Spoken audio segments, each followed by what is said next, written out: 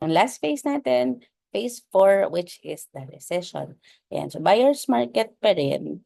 And syempre, tumataas pa rin ang vacancy, nagwi-weaken ang demand kasi nga economic downturn, nagde-decline ang property values. Ayan, so yun yung mga napapansin during this period.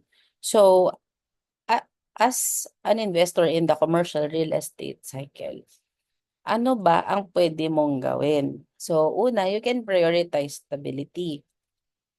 So, as a lessor, pwede ka mag-offer ng mga flexible lease terms, over deposits, or mga short-term discount. Basta goal mo, makaretain ka ng tenants para steady yung cash flow mo.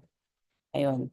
Tapos, mag-streamline ka ng operation and cut off unnecessary expenses without sacrificing property quality.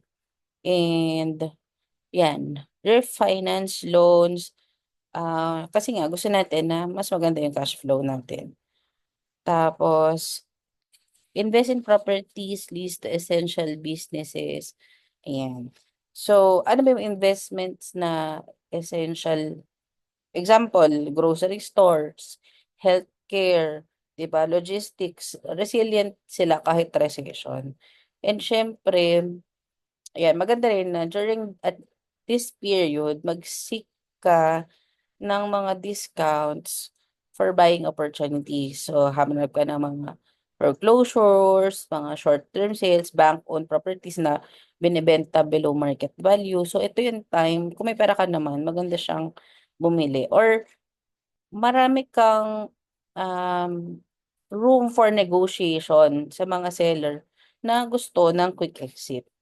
Ayan. Tapos, pwede ka rin bumili ng mga property na nagre-require ng minor renovation. Tapos, pag nag-recover na yung market, doon mo siya ma-maximize. Ayan. So, maganda rin na magplano ka for the recovery phase. And mag-avoid ng panic selling, 'di ba? Unless absolutely necessary. Mag-wait ka muna ng prices to rebound sa recovery phase, which is our phase 1. Yan naman yung kasunod. Ayan. So, ito, time na to, ang recession phase, it's a time to protect your existing assets. It's a time to buy at discounts, and it's a time to prepare for recovery. So, you should focus on maintaining your cash flow, negotiate better deals, look for distressed properties para makapag-build ka ng real estate portfolio. Yan. So that's it for the real estate cycle. And ano ba ang mga observations ngayon? Ayan, may mga news, mga business, Business Mirror, Inquirer, ayan, Colliers, di ba? Ang daming mga reports about real estate, Bangko Sentral. So, sinasabi na meron daw 29 months worth of real estate oversupply sa Metro Manila condominium. So, ang real estate, hin, ano siya heterogeneous siya.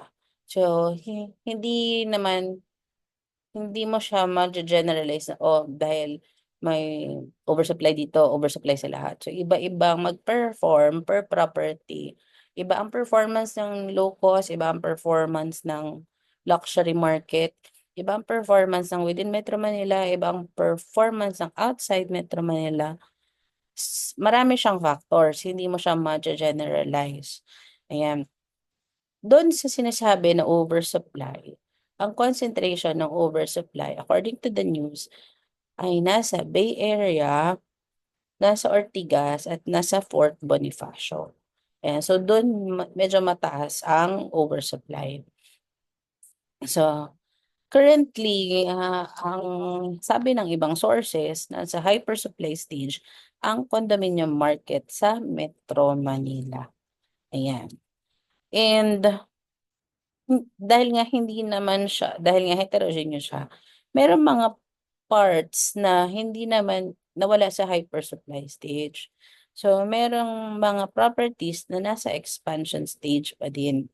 Example, tumataas ang e-commerce, manufacturing, 'di ba? So, nagkakaroon ng drive for logistic hubs, industrial parks, Yun yung mga malapit sa urban. Tapos nagre-recover din yung tourism. So tumataas din yung demands for hotels, resorts, dun sa iba-ibang destinations locally.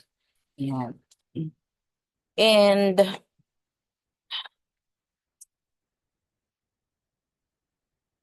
so as an investor, mas maganda na mag-focus ka dun sa mga sectors and regions na nagpapakita ng growth.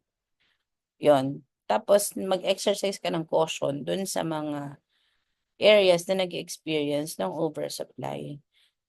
Hindi naman porket cautious ka, hindi ka nabibili. Hanapin mo lang yung mga ano nga, yung mga magagandang deals. Ayun, it's your time to leverage sa mga deals. Market trends, i-monitor mo, ayan.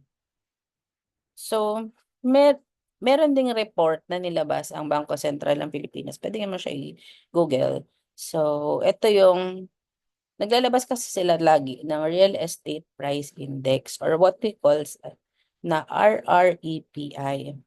So, ang report, according sa Bangko Sentral, ng third quarter ng 2023, nag-decline ang prices ng real estate sa Philippines ng 2.3%.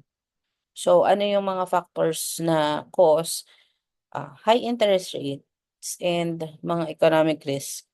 Yan. And yun nga, ang kondo sa Metro Manila nag-decline din by 9.4% year on year. Ayun, yun. Tapos, and bumaba din ang mga naglo-loan by 15%. So, yun yung mga nangyayari ngayon. Pero kasabay nun, meron ding mga nangyayari na papunta sa recovery. Example, alam naman natin na pag may infra, 'di ba, nagkigi siyang tumataas yung mga value ng real estate na nadadaanan. So example, ngayon, merong program yung government, yung BBM. So ang BBM, ito yung pumalit sa Build, Build, Build. So ang pangalan niya, Build Better More. 'Di ba?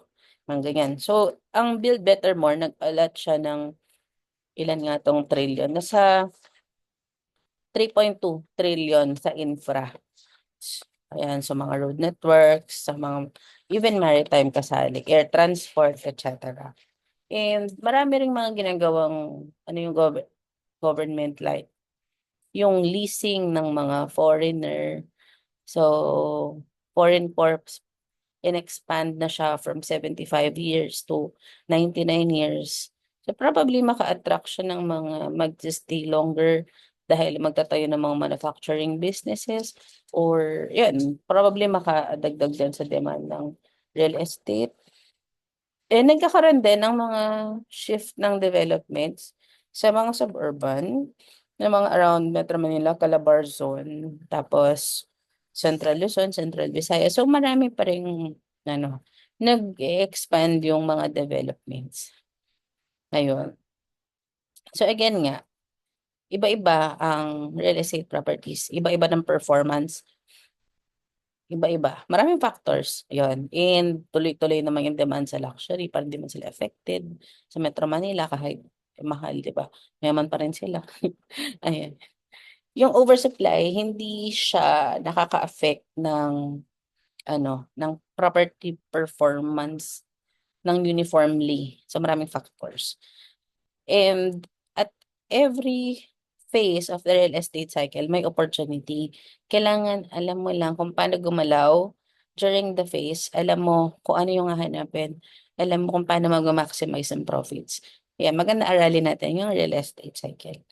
Ayan, pero syempre kung, yun nga, kung may condo ka ngayon, ano gagawin mo, di ba? Kung nagbebenta ka, kung hindi mo naman kailangan ng pera, i-hold mo muna hanggang mag-recover yung market, di ba?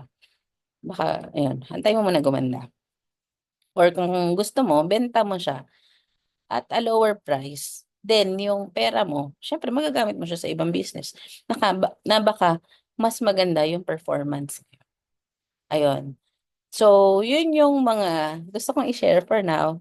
Hopefully, yan, meron akong na bigay na bagong insights. And if may questions kayo about real estate, and I'm always open for consultation.